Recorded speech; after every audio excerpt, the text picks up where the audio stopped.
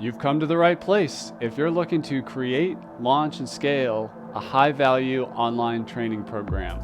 I'm your guide, Chris Badgett. I'm the co-founder of LifterLMS, the most powerful learning management system for WordPress.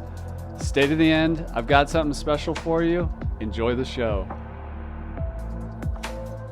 Hello and welcome back to another episode of LMS Cast. I'm joined by a special guest. Her name is Dr. Carrie Rose. She is a doctor of educational leadership. I think I got that right. And she's also the author of the completed course, which you can get on Amazon, and you can find her on her website of-course.us. Welcome to the show, Carrie. Thank you so much for having me. I'm glad it worked out. Glad we could be here today. I know we're going to nerd out because I can tell when I come across somebody, that has spent as much time obsessing and just fascinated and passionate about courses and learning and, helping make an impact in the world. So I think we're going to have an awesome conversation here. Just to frame it in for the audience, what's your background in courses and education that kind of made you want to really double down, especially in the online course space and helping people in this field? Yeah. So, part of that is my second house is an Aquarius. It just means in astrology, it means you make money by doing weird things. And so I think playing online is definitely an alternative sort of profession, so much so that my parents are still trying to figure it out and understand it. But, I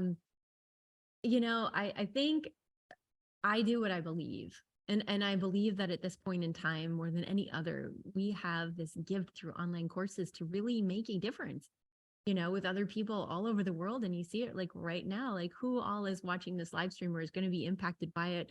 They could be at anywhere at any time, picking up on this. And I just like to think of the world in terms of what if everyone took an online course, had the result that they were promised by buying the online course, by purchasing it in the first place. What would that mean in terms of their well-being financially, emotionally, mentally? What would that mean in terms of their family strength and their family unit? What would that mean in terms of their health and their physical well-being ongoing, right? And so many promises are made inside of these online courses. And my focus has really been to see how we can get people to complete them. And I've created a process built on over 500 research studies on how the human brain connects to content. And as a result, we've had clients get up to 96% completion rates. The industry average is, well, I'd say about 3 to 5%, but pretty abysmal. And really what happened was, my mess is my message. I witnessed something pretty traumatic when I was 4. I blacked out. And when I came to, I had something known as selective mutism. So I barely spoke for 6 years of my life. So just picture the shyest person you've ever met and then multiply that by like 1,000. And that was me. And so, from the time I was 4 till 10, just kind of a wallflower. And I had one teacher in 5th grade, Mrs. D. Taylor in Ann Arbor, Michigan, take me from that to the highest standardized test score that school had seen in 1 year. And what I learned through my own personal journey is the power of impact that we can create on another human being when we care and we know the right strategies. And so when I got into public ed, I was in public ed for about 10 years. I just became obsessed with how to be Mrs. Taylor. Like, how could I do that with everyone that came into contact with me? Like, so I got really, really obsessed with research-based strategies. Like, what did the data say? And unpacking that over and over and over again, what I learned for myself is probably similar to most course creators. I learned that I could help, but I could only help on the scale of, my bandwidth, on the scale of how many people were in front of me at a given year. So about 25, I was capped at, right? And I was like, how can I make this more than 25 a year? How could I go on past that?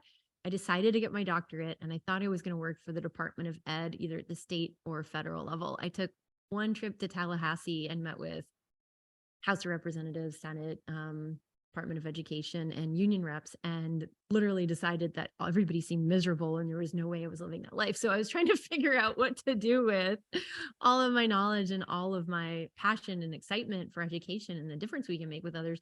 And, and what to do with my future, right? Because at that point I had no idea. And I was like, I give up. And so I'm sitting in a World of Beer one night, and if you ever want divine intervention, just go to where craft beers are sold. I was sitting there, and in walk three internet marketers, and they start talking about affiliate marketing and internet marketing. And I had never heard those words before. I was very confused by them. That was like 2012, and I didn't understand it. And I was telling Chris before this started, I am not used to not understanding things. It's been a long time since I understood things, or like outside of like, or hearing things that are new. Not like I can't learn new things. Everybody can, but just that most people talk about things that I've already heard before.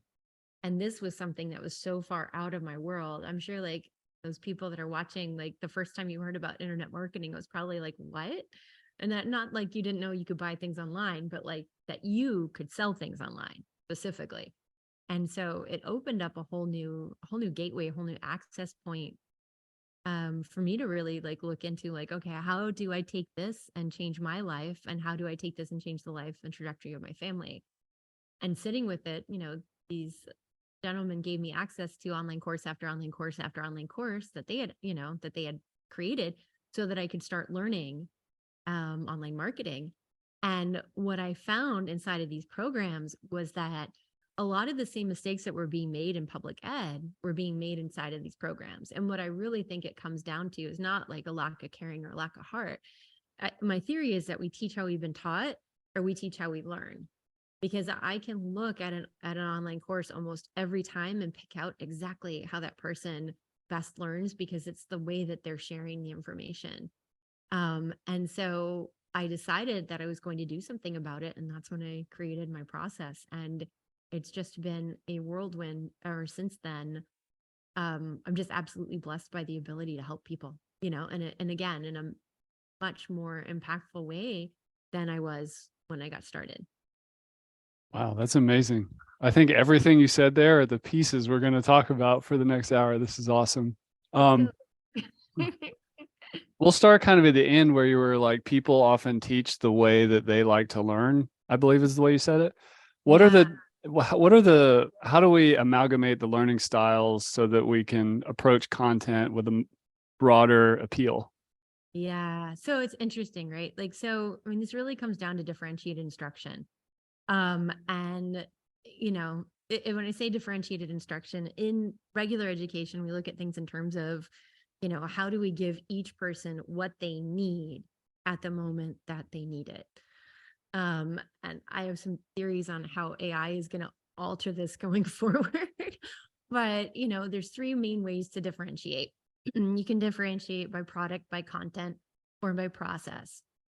And so when you look at differentiating by product, your students are doing that for you, meaning they're taking whatever that you're giving them inside of their course and they're applying it to their individual life, business, what have you, right? So the product is automatically sorry about that, is automatically differentiating itself.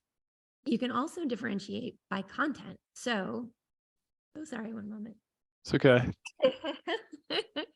Frog in my throat. Okay.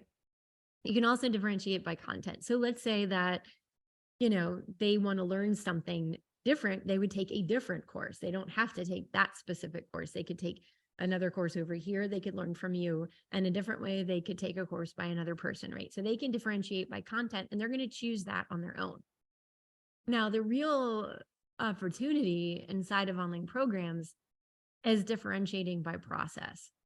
So how do we put enough different kinds of elements inside of these programs so that the ways that people learn is reached no matter what their background is, no matter what their preferences are?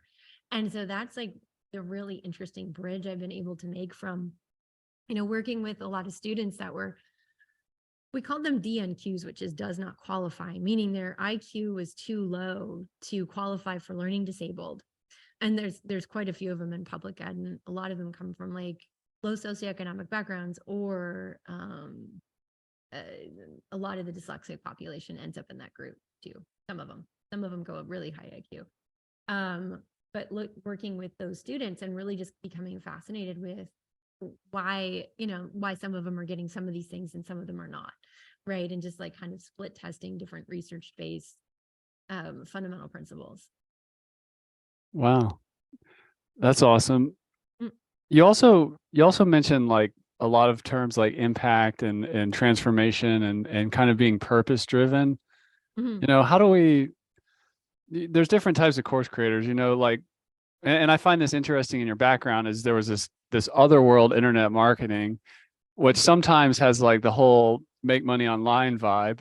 And then Correct. there's like the education, like we're going to change the world. Look at the amazing difference that one teacher can make, even like from your own story. But you've like mashed these together in a brilliant way.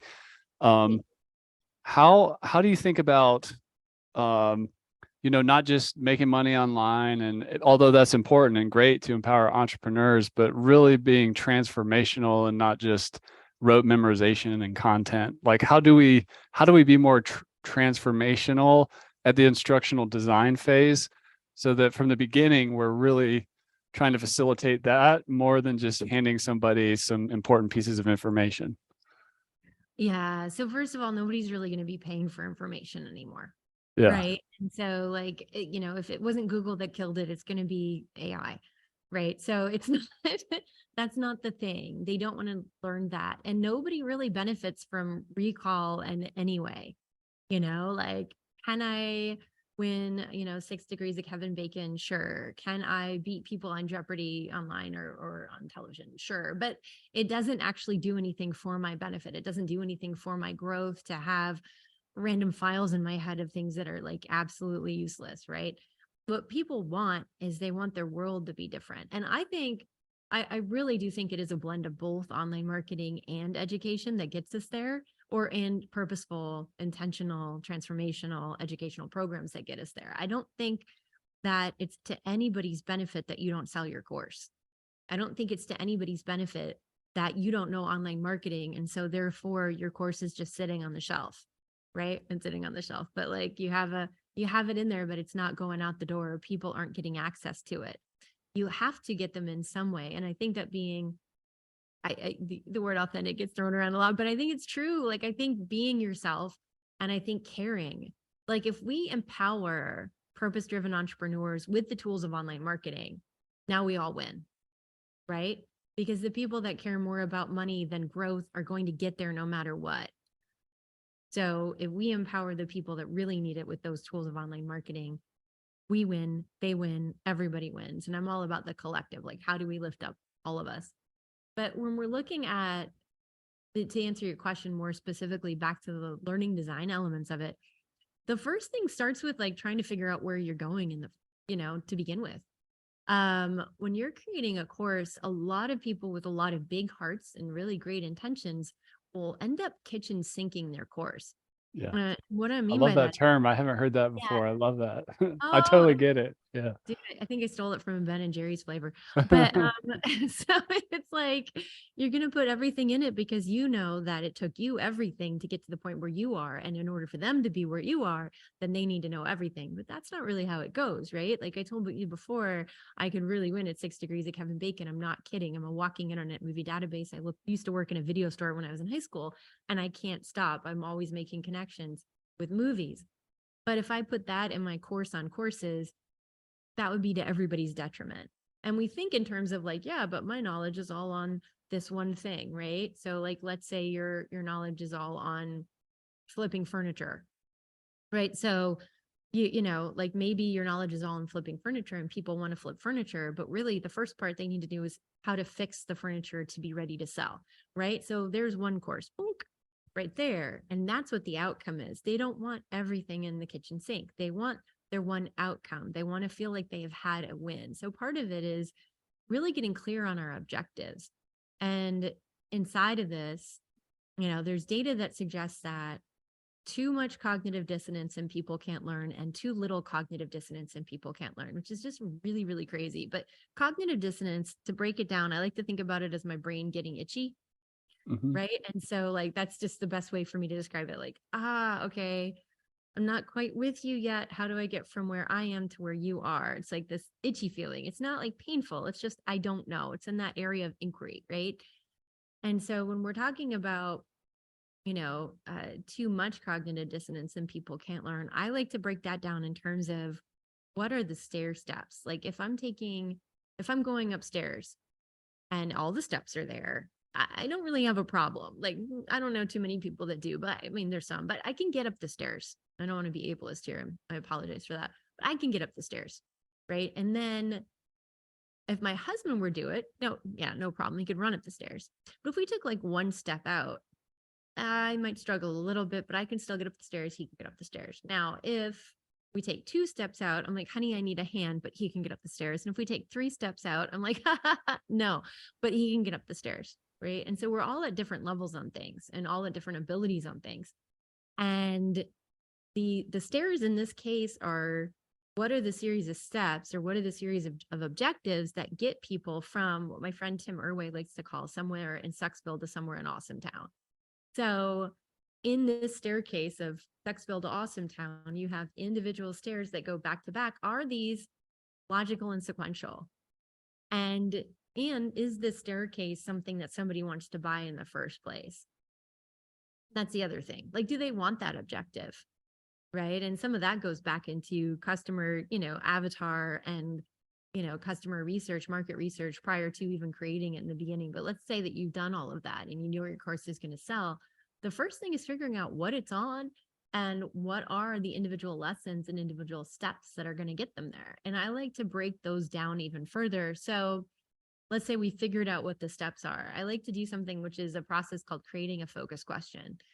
And what creating a focus question does when we ask it, it does 2 things. 1, it turns on the reticular activating system at the start of the lesson. And then 2, it helps to summarize it at the end of the lesson. So it's creating like a learning loop, right?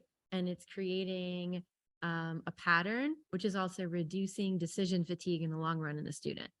Okay. And it's giving them like, okay, I know what to expect because when I start this, I finish it. And when I start this, I finish it. When I start this, and each one goes for each lesson. Now, I said reticular activating system. Let's go back to that. So just to explain that, I don't know if you've ever been in a situation where like you get obsessed with a car and then literally see the car everywhere. So I really love red Porsche Boxsters. I don't know why. I saw one at the grocery store one day and I'm like, oh my God, I want that. And now everywhere I go, I see red Porsche Boxsters. It might be my neighborhood. I'm not really sure, but everywhere I go, red Porsche Boxsters. That is my brain saying red Porsche Boxster and finding it.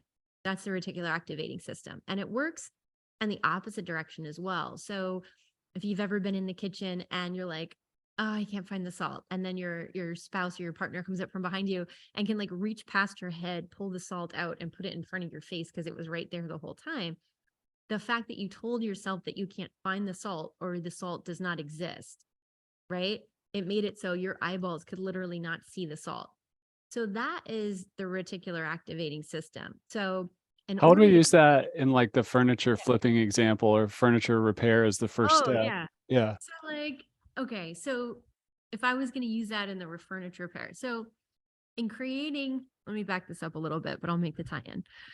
So in creating those stair steps, I'm using focus questions to go from one step to the next. And there's just one more missing piece on that. Those focus questions need to start with how or why. And the reason being is you're asking them at the beginning of the lesson. You're saying by the time you finish this lesson, you'll be able to answer the following question. And then you ask a question with how or why. And it is because you want to keep their brain active and engaged the whole time. So if you were to say like, who is the 16th president of the United States at the start of the video? And then in the middle of the video, you say Abraham Lincoln. And then there's like 3 more minutes. They found Abraham Lincoln. They shut off. They're done. So who, which, when, where, what, those questions don't work for a focus question because their brain can shut off almost instantaneously as soon as they find their answer. They're done. They thought that that was the point. Now they're done.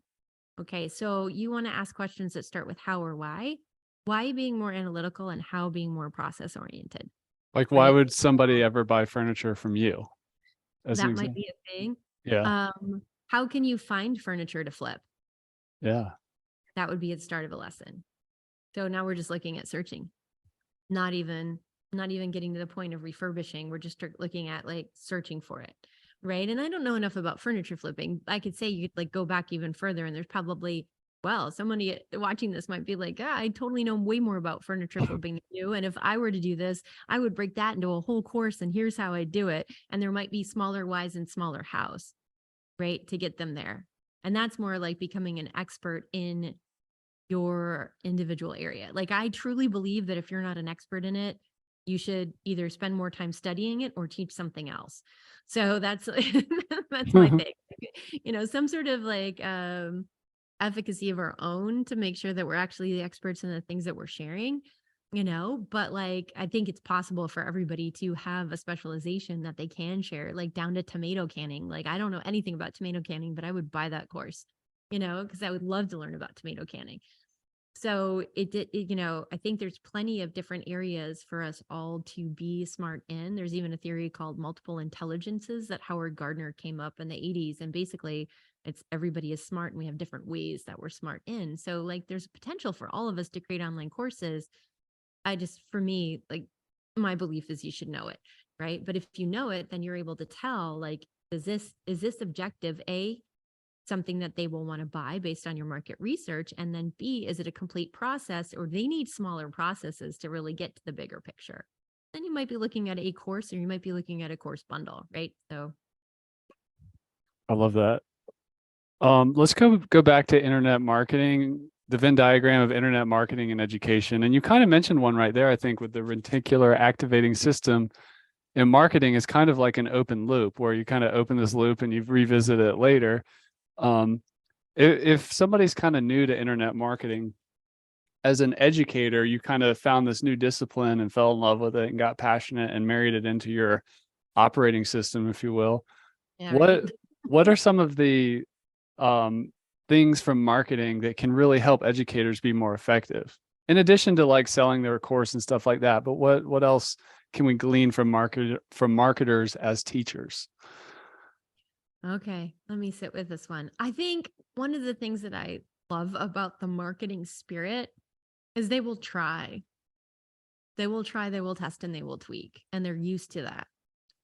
And I think that there's beauty in that. I think there's beauty in just seeing, hey, you know what? I don't know if this is going to work, but I'm going to test it out. I'm going to sell this to the first, 10 people that are interested in.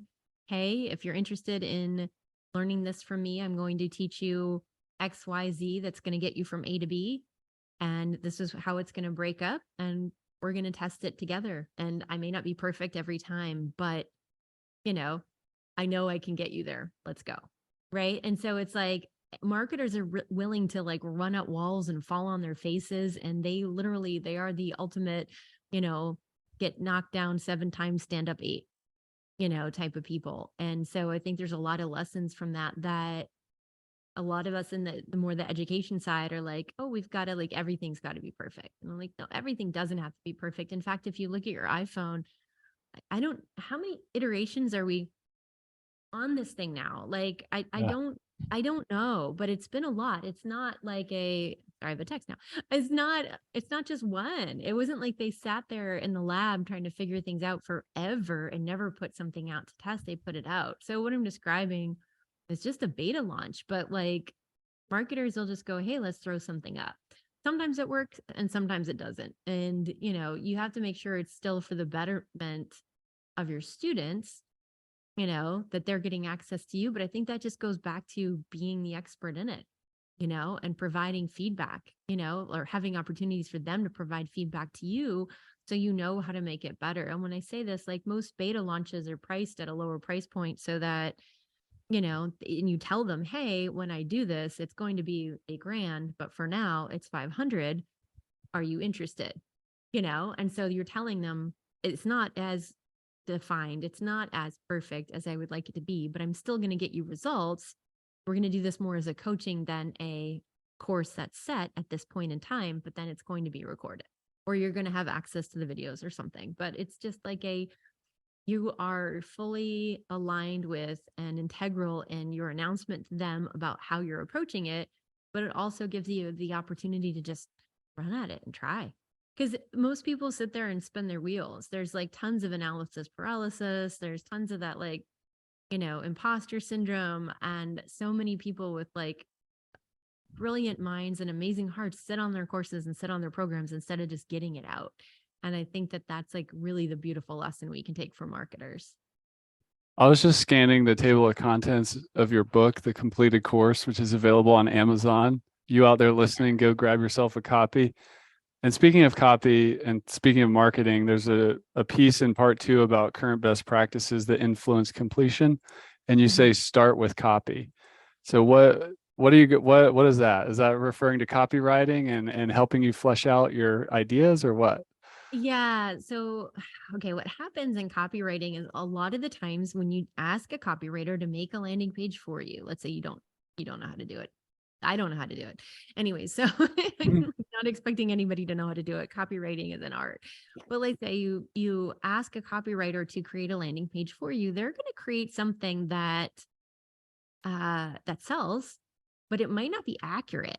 And they don't know because they're not inside your course, and they don't know because they didn't build your course, right? They're just kind of going off of you created a something that does a something.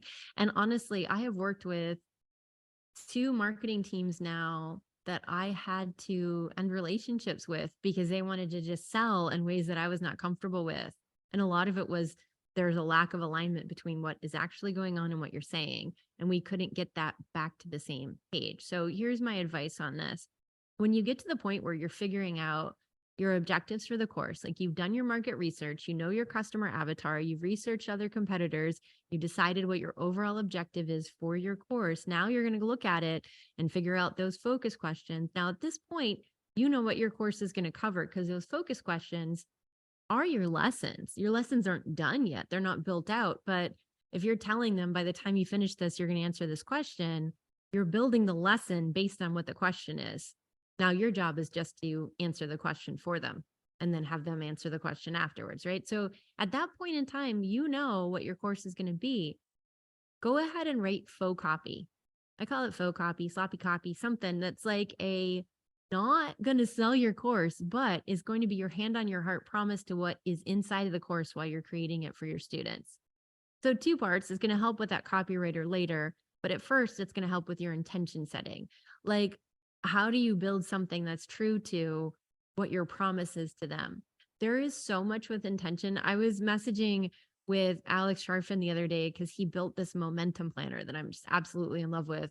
And I'm using it every morning. And I wrote down, I noticed I wrote down I was going to show up excited for this meeting.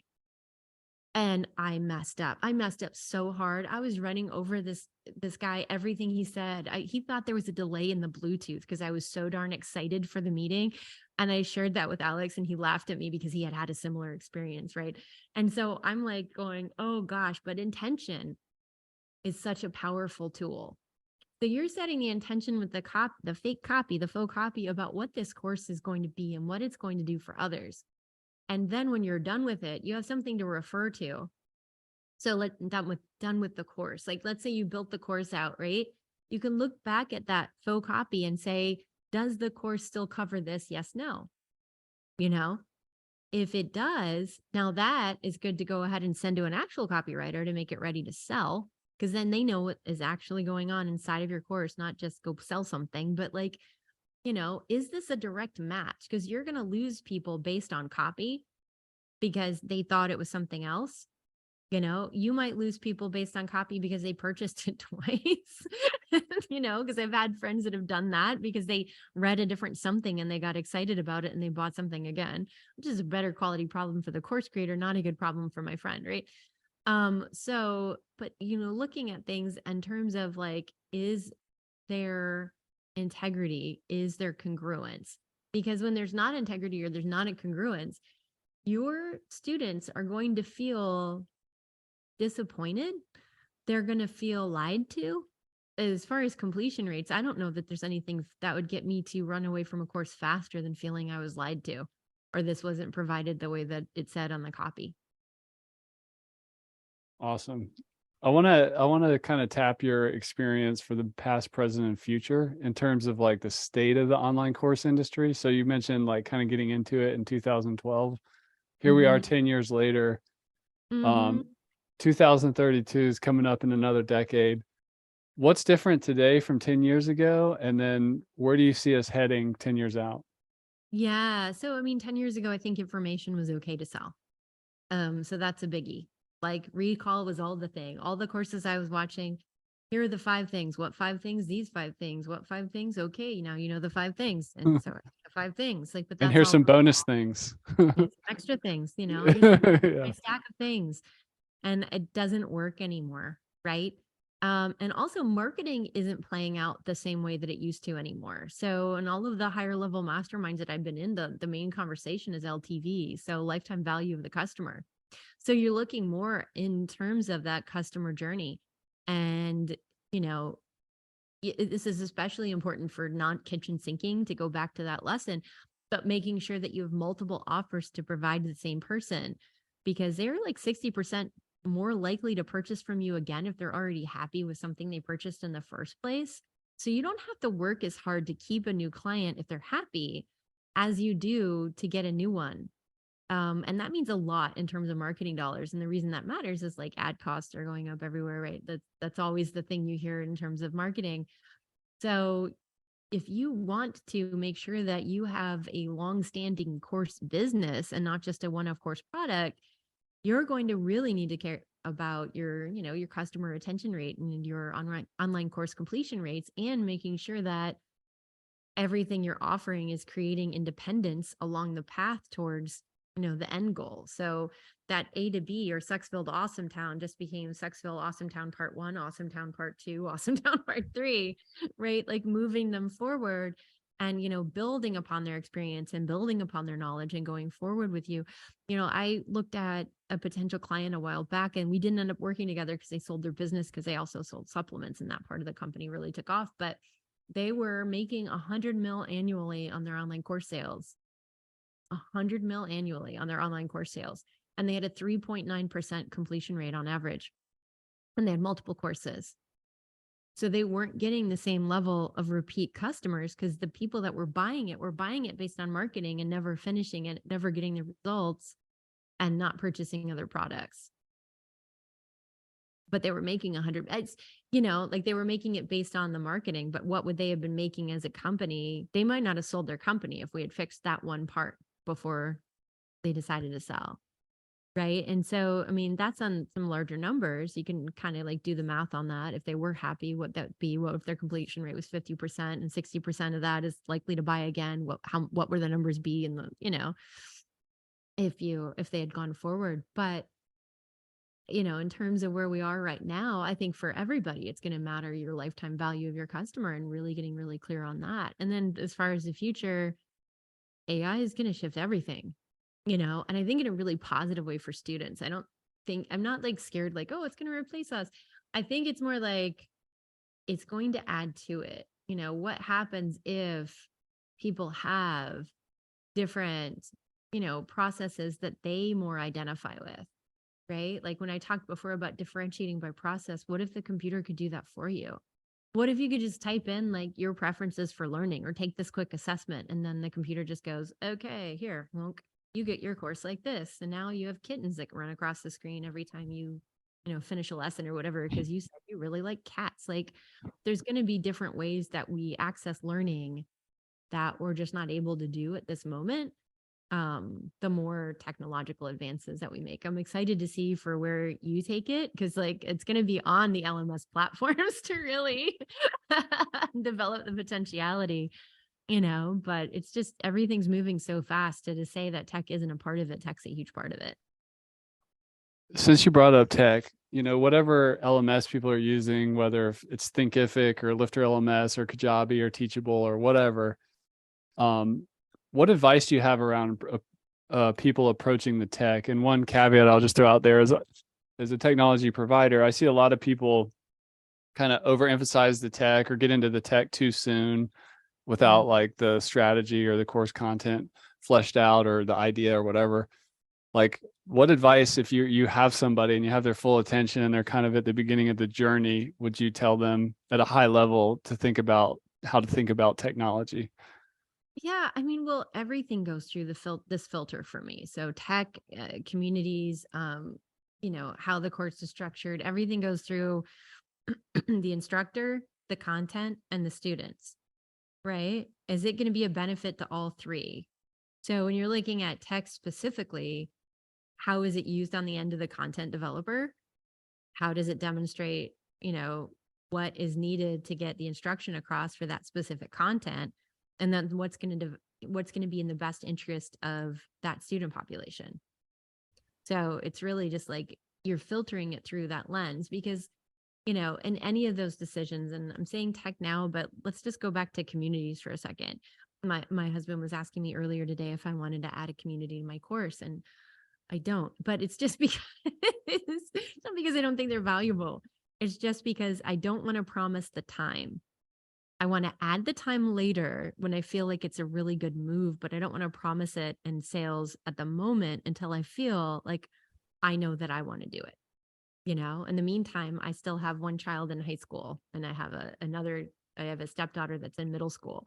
Do I want to promise more time going out? No, for me, I don't. And so I make decisions like that when I'm making them with my clients. Like, what do you really have that you're comfortable with? If you're not comfortable with tech, you're going to want something that's an easier platform.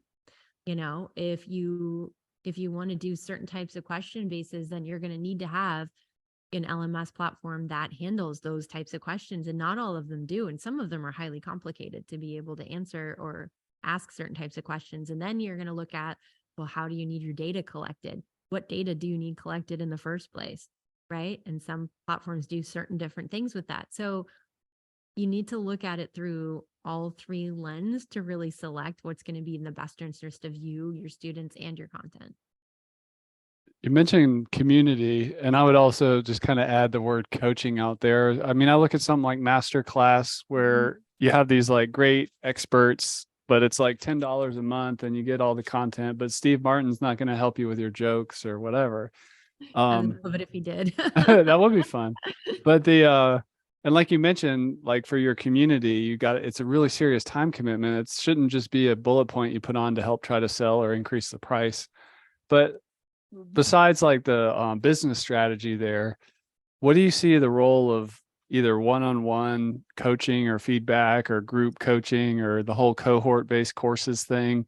How does coaching and community add to the completion and experience? Oh gosh. Yeah, I mean, definitely. It definitely adds to it. There's data that suggests that, just even the personal connection or the relationship from student to teacher, has an impact on student outcome measures. So, it absolutely adds to it, especially if you've got that kind of soul that people can feel, like it's one of those things. Like now, if you're naturally grouchy, that might not be your avenue. So just to say that too, like know thyself, to thine own self be true, but if you're able to create, something where people feel warm and welcomed and they feel listened to and they feel like they're getting really solid feedback because you've created the right, kind of student self-assessments and you just go over them with them in the coaching process. So you provide that kind of value that they're looking for, whatever it is based on, who your avatar is, who your audience is. I think there's a world of possibility for that. It's more like, I think it's one of those things that's like, it's there and it's awesome. And it's really just, do you have the bandwidth for it? And if you don't start with that. Most people get into online courses so that they can buy back their time in some way, and so when you add a community feature, you're adding more things that are going to take your time or you're going to have to hire out. But as far as the benefits to the student, oh, it's worth it. It's just like, it's depending on where you're at. It's not to say that it's not worth it or it won't do anything. I've done online group coaching programs before, and they're actually some of my favorite things to do because I love that, like, jump into somebody's world, pick apart what's not working and like put it back together and go, here, this is going to work. Here's your new baby, And so, and to do it in a cohort kind of model where you get to build those relationships with those people and like have an environment where people care about each other. I love that kind of thing. And it is definitely based in research that helps and supports. And as far as their learning and their progress and their completion, for me, again, it's still back to that personal choice. It's got to be back to like, does that work for you? How you mentioned a tactical thing. I just want to make sure we get across. What is the difference between a self-review and like a quiz to test like knowledge comprehension or whatever? Like, what's the difference there? Gotcha. Okay, yeah. I hate quizzes. That's preference, but no, it's just they're so like, do you like them? I mean, do you like to take them? And that's like each course Not creator really. just Yeah. sit with that. You don't like it personally? Not really personally. No, no. Well, like, tell me somebody that ever has. Adults are self-selected learners, so we just don't really, like, let's say you've got your customer success path and you're looking at your lifetime value of your customer. Well, if you put in a lot of stuff in your course that people don't like, it reduces their need to want to finish. But aside from that, on a technical aspect of things, they're not norm reference, so no, they're neither reliable nor valid, meaning there's no statistical support to say that the test that you're giving them in an online testing process is actually real. It's usually something that we made up. I have one potential client right now that was saying that she actually did a statistical review of one of her assessments to make it norm reference to go forward with it. And I was like, bless you. Like, I adore you for going that far. But a lot of times in these programs, you'll see things that are totally made up. In addition to that, they're all right there questions, which is just like, it's like, what five things, these five things go, right? And so it's in that box of recall that nobody cares about, but it's not anybody's fault. It's just that we don't know how to ask better questions in a multiple choice capacity. So for people, does it do anything for them? No. Does it annoy them? Probably. And for you, it's a giant waste of time. If anything, I think people feel like they need to have them in there because it makes it look official. The only reason I would put a multiple choice test in something is if it's a certification, if there's some like credits that have to be given because of a passing score on a test. But even then, like, be very, very careful with what those questions are and make sure you're asking more than right there's for that. But a self assessment is totally different and it takes the weight off of it. There's still data it takes the weight off it, the student, sorry, takes the pressure off of the student. They're just grading themselves. They're deciding how they did on something. And there is data to support student self assessment in terms of increasing their growth. So it's just a chance for them to look at like whatever project they've done, use some sort of a rubric element or a Likert scale. So a rubric being, to what degree did you do something on all of these 5 points? It's more complicated than that, but you can Google rubric and kind of look at that up. But a Likert scale is on a scale from 1 to 5 or 1 to 10, you know, how much of something would you say you are, or how much of something would you say you feel, or how well do you think you did on this? Some sort of a question that is like for them to go, maybe I give myself an 8. Well, if you gave yourself an 8, what do you need to do to get a 10? Well, I would need to, right? I would need to adjust this, that, and that. And so people are pretty honest with themselves, or I like to play to people's better angels, but people are pretty honest with themselves about, what they did or didn't do, to what degree they did or didn't do it, And so when you give them the opportunity to really look at their own work, that is way better than that hoop jumping thing, right? Is it now it's talking about their application of the instruction that you gave them. And this is something you can put inside your course and you can have them bring it to, their coaching sessions or their cohort sessions, right? Or, like, hey, maybe there's an idea here. Maybe it's even sort of like, hey, if you scored yourself under a 10, what are the things that you thought would improve yourself to give yourself a 10? And now everybody can see what those answers are, and the community kind of function. So there's like different ways to use a self-assessment. It's going to be a lot more powerful than yeah, I don't like group jumping. I did a lot of it to get a doctorate. Nobody likes it. Well, maybe we can land the plane around psychology. I'm guessing you have some thoughts around this. There's a challenge in the course creator industry of failure to launch the project, whether it's fear of failure, fear of success, imposter syndrome. There's a lot going on. I know a lot of people have the dream to write a book that never happens. And I think actually in the course space, the failure rate is even higher because in some ways, creating an online course can be more challenging than writing a book. But what advice do you have, or what have you noticed in terms of psychology or mindset that the people that launch and iterate have, or how would you help people get over the hump of failure to launch or imposter syndrome and all that? Yeah, that one's a toughie. And it's usually it's interesting because it doesn't matter where they're at in their business. Like in our one-on-one course build intensives, I work with mindset more often than not before we even start with objectives.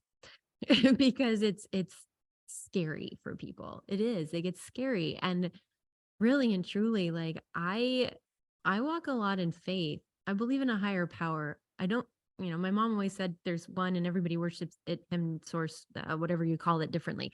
And my physics teacher also said die and ask God. So, some semblance of the two of them. So whatever your spiritual practices or beliefs are, I respect that. And cool. But for me, it's like, I don't believe that source, God, universe, whatever you call it, would introduce you to something or give you the opportunity if it wasn't for you, And I always keep coming back to that.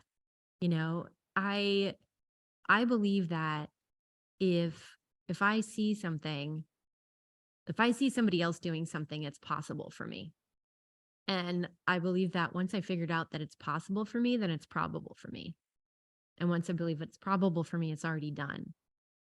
And it's really a lot of faith. Like I'm not a high achiever because I really want to be a high achiever. I'm a high achiever because I have a lot of faith and I just act on it. And it doesn't make sense a lot of the time, and it's hard for people that are getting started in the course creation industry because it's not just that you're dealing with.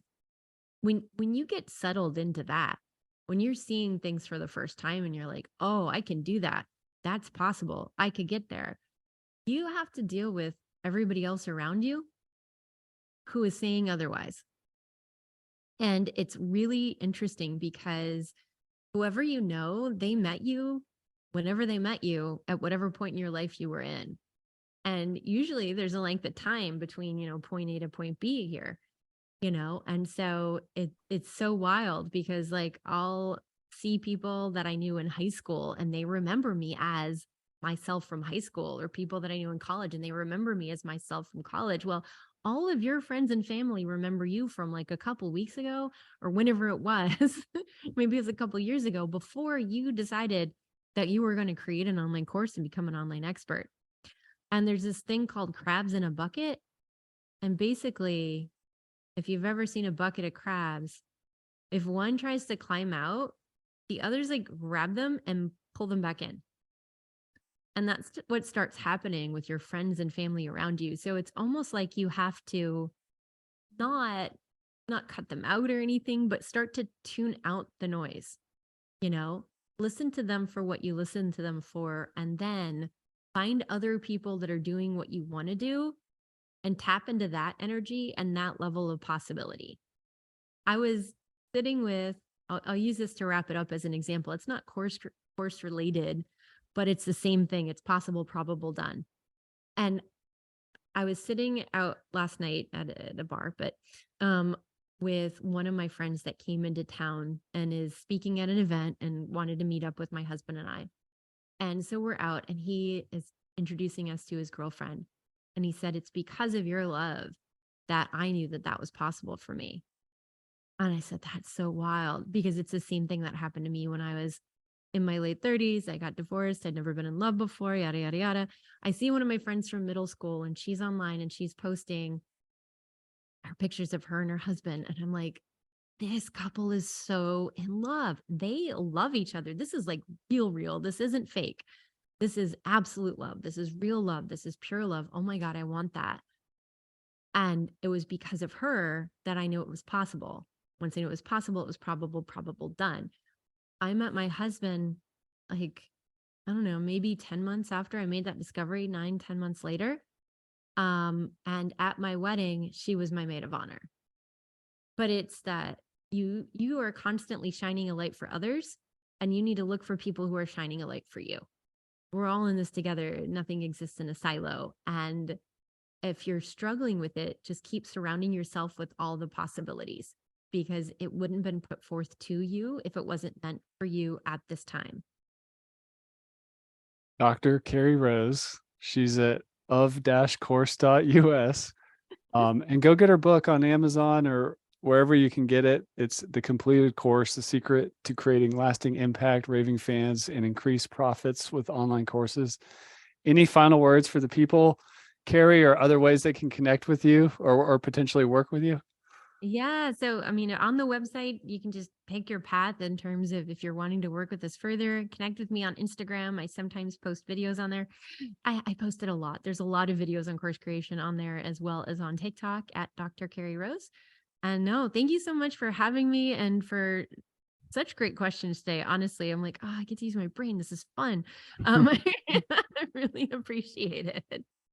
Awesome. Well, thanks for coming, Carrie, and sharing your wisdom with us. We really appreciate it. Thank you. And that's a wrap for this episode of LMS Cast. Did you enjoy that episode? Tell your friends and be sure to subscribe so you don't miss the next episode. And I've got a gift for you over at LifterLMS.com/gift. Go to LifterLMS.com/gift. Keep learning, keep taking action, and I'll see you in the next episode.